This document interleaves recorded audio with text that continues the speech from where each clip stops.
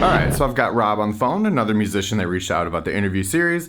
So I'm going to go ahead and give him the chance to introduce himself. Hey, my name's Rob Jackson. I run Noise Label out of San Francisco Bay Area.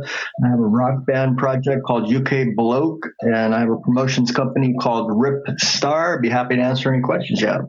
Awesome. So with these interviews, I very much like to explore, how you first got into music. What about it was kind of inspiring to you and made you want to, pursue it throughout your life? Well, my earliest memories are basically credited to my mom. She used to blast things like the Yes, going for the one album and just turn it way up. And I was like two or three running around looking at her and she's singing all the time. So I think a lot of my inspiration came from that. And then also just having a lot of experiences as a young person that migrated from Kentucky to the San Francisco Bay Area and all that came with that really tapped me into being a poet, actually. So from the loss and the suffering and the gang activity and all these things I was witnessing, I was looking for a way to communicate, and I found poetry was my answer at the time. Awesome. So how long would you say, it took you before you started to kind of put that poetry to music and start to learn the instrumentation side of it? That's a great question. It's been a really long process for me, man. I didn't even know I was getting into music until I was in my like mid 20s. I started writing poetry at 13. So I didn't even know I was writing songs. Even though some of it came to me as song, I would walk around and these chant like things just came at me. And so I guess there was like a couple of instrumental people, like a professor, an Irishman. He really supported my poetry. He let me turn in all my homework for every subject in poetry, which was pretty awesome. That was high school.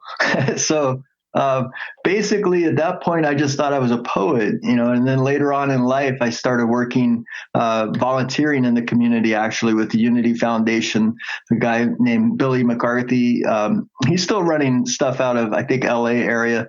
Anyway, he taught me how to do basic production, stage productions, little small events, things like that. And I found myself at a point in time where as a public servant, I wasn't really pulling my weight on the wage factor, so I had to do something extra. And promotions of all things, I thought I was going to make money there, so I went into music productions and live event productions, and it was okay. It didn't really win a lot of bread, but it was a way of gathering people, and I was more attracted to the art and the talent and gathering people. It felt like kind of a religious ceremony kind of thing where people would just come together and smile in a room. And I kind of got hooked on this idea of, good shows, lots of people having a good time. And once you achieve a really cool, well attended show, it's almost like you just want to see the next one and you just keep going at it. So I did that for a number of years. And then over time, I developed the relationships with the talent, and I realized, I've got all this poetry sitting around. So I actually started by hiring the talent around me to help me with these ideas to see if any of it could be used in songs. And over time, it developed into a 100 song effort. And gradually, I guess the second generation, my kid was trained as a professional singer because I'm like kind of more on the amateur side of singing. And she noticed what I was trying to do, became a professional herself. Most of it was San Francisco Girls Chorus and some influence from her mom, who's also an artist. And once she was trained, she started training me on just basic music theory. And she was like, well, if you're really trying to do this, you need to learn an instrument. So why don't you start with the ukulele? So in the last few years, I picked up the ukulele. I'm starting to learn. I got maybe like 6 or 7 chords, basic things, and a lot of rock's 3-chord rock. So if I can just get that down, I'll be making progress. Yeah. Okay. So, do you think that you've kind of moved it on from that production side of it to now you're kind of developing your solo stuff and working on the poetry that you've done? Where would you kind of say that you fit into, where you see yourself going? Yeah, that's a great question. I think my skill set is pretty varied now at this point because I've been doing this for about 20 years. I've reached over a couple million people, and mainly thanks to all the artists that I work with. I think I've got like 20 or so people on my list here that have contributed to these songs, and they've gotten more and more professional, larger level promoters, producers helping me as we have gone through this process. But my strength is really delegation. It's directing and the studio requesting and sending back and getting things cut right, and that is one of my strengths. The poetry, the lyric writing, the helping my clients grow and develop their thing is something I'm getting into now. I thought I would always avoid management, but I'm starting to get into it. I got a 12-year-old that caught my attention, and their band's called the Ultraviolets. So I'm going to be helping them grow as artists to become more, professional as they develop. And I don't know. I think for me, I enjoy making the songs. I'm not so much the performer. So I always see it like I'm making the songs and I'm having other folks take the spotlight. So I'll probably continue more in that range. It is a goal for me, however, to get to the point where I'm comfortable in small groups, especially younger folks. I might do like a couple of little opening little spots and test myself out. I'm not sure I'm comfortable in the spotlight, so I might do running some background tracks and just playing a bunch of different instruments, running around the room looking crazy, and have somebody else taking the front on that. So that's kind of a project in the baking stages right now. And I'm doing a quarterly event in San Francisco, mainly focused on visual art and having some bands, couple of acts supporting the night. That's where I'm at right now with the live stuff. I'm just mainly doing visual art because I'm a visual artist as well. Okay, and you mentioned that you're also operating a recording studio? I basically have something like 7 different studios around the world that I work with. There are people that I contract to do the work, producers. Mark Pistol is one here in San Francisco. He runs something called Room 5. He is in a band called Consolidated. I think he has another project. I'm not sure what that name is, but he's pretty well known as a producer. He runs sound over at the Fillmore. Most people know what the Fillmore is when they come to the Bay to do, pretty large shows at the Fillmore. But yeah, he's great. So he's helping me out a lot, and he understands my position. I'm not a classically trained musician by any means. So when I work with folks, like I'll show them my 3 or 4 chords on the ukulele, and I'll play it, and it'll be a strong, idea riff sort of thing.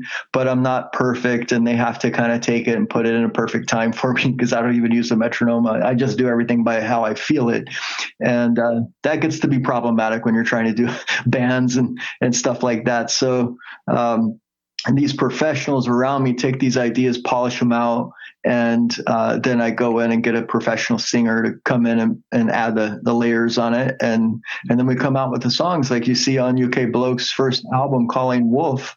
Pretty solid production. You would never believe that it was somebody that doesn't know a lot about music theory put that together. But yeah, thanks to people like Dan Medina over in Spain. That guy's incredible. He did a lot of work on that Calling Wolf album. Kuba Music over in Poland.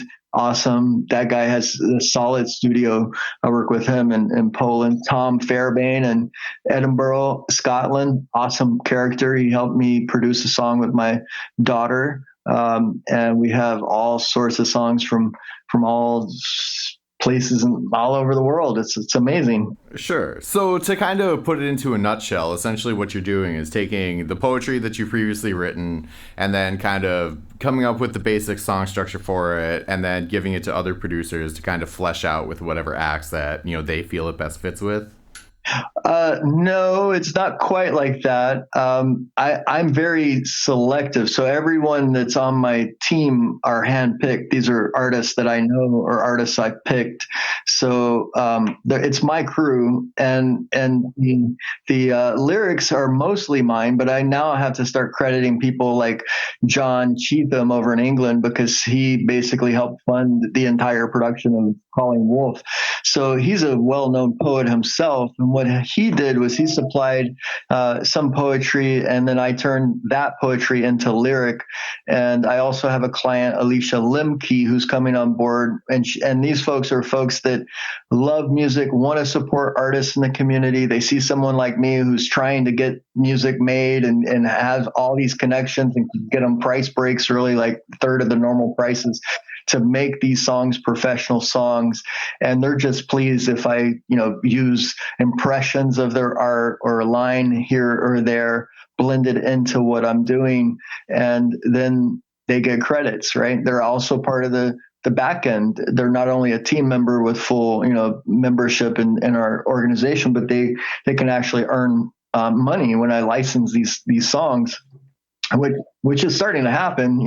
Although I do avoid the music mafia entirely. I don't go with the ASCAPs and the BMIs of the world or any of these middle people. I go for direct sync licensing with pretty small level indie artists, other artists that are like making films and things like that. I'm more interested in helping support art and making the movement stronger together. So we're doing Ripstar Uniting Through Music is my promotions company, and I avoid all these things. The only thing I use is like Bandcamp and SoundCloud. Those two are pretty cool distribution points, but most of the other distribution points are just frauds. They're stealing money from people. They're not helping at all, and I don't believe in anything really that most of those people are about or doing. So that's one side that's very interesting. Is we're holding on to all of our rights.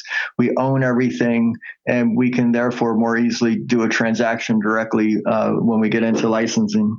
Sure, definitely. That's, it seems more and more that as kind of those main industries around there, like Spotify, DistroKid, that type of stuff, the more that they try to capitalize on independent artists, the more independent artists are kind of moving away to different avenues. Yeah, and they should. The old school way of a label investing in an artist that's upcoming, that doesn't exist anymore, as far as I could see. They have you demonstrating that you're selling a ton of material, and if you're already selling a ton of material, why do you need them? It's kind of like, it kind of starts to scratch your head, like, well, do I really need a big label if I'm selling reasonable amount of material on my own? So the do-it-yourself thing is becoming, super tried and true. And people like Amy Mann and people like that, the early ones that went and just did it with their own crews, that's, to me, those are good demonstrations, good business models. Awesome. So with all the time that you've been, working with all these musicians and everything, what are some of the, most prominent memories that stand out to you that have, kept you motivated? Well, some of the memories, I guess, when we'd have like a packed show at the 330 Ridge. I remember, my friend from Russia, Katie, we'd be celebrating. And to me, those are the moments that make sense. Like, we were just really having a good time. Everybody was happy. Good music, great sound. I really enjoy being able to hire a crew. Like, those were the days where, the place was so crowded. I had security at the front and somebody at the door, and be paying the sound guy, be paying the bands. And that was like fun in terms of like the live event production.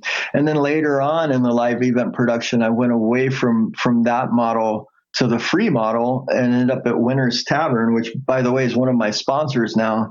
And if anybody wants to get a show in the San Francisco Bay Area, they definitely should hit up Winter's Tavern. The email there is winterspacifica@gmail.com, winterspacifica@gmail.com, and they'll do booking there for you. But basically, it's a small space. It's a stage that is, lifted up maybe a foot up off the ground, 15 foot or so stage. They just put in new sound equipment, so that was cool. Good cables. You can sound good there. And he streams like the little, movies and things of podcasting, and all that stuff happens there too. But it's a cool little space. So the little intimate show actually ended up being the thing. It wasn't about, for me, it was never about a stadium or, some big thing, even though I had keys given to me a couple of times, very big places in Richmond. There's a really super huge hall there. I think it holds like 5,000 people. And they were telling me that I could use it, but I was like, well, unless Carlos Santana says yes, I don't think I could fill a 5,000 arena. So I really never used the bigger spaces.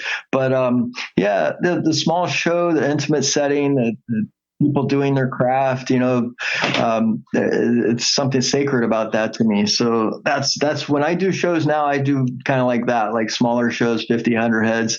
And I'm very pleased. Awesome. So along those lines, when you do put on shows, where can people find that? Where are you posting to social media? And where can people check out your stuff? Yeah, sure. You can find me at Ripstar SF on Instagram. That's mainly my visual art location, but you can shoot messages to me there. I think that's the only public profile I have at the moment, so that would be a good place to catch me. Bandcamp, you can find us in Bandcamp. We're a UK bloke, bandcamp.com. And those are the two spots you can find the music and relate to me. Yeah. Excellent. And I always like to give the person I'm interviewing the opportunity to put out their last words. So just a message you want to put out there that, you think you resonate with. Sure. I'll share one that my daughter, Ava Jackson, gave me, and that was do it because you love it.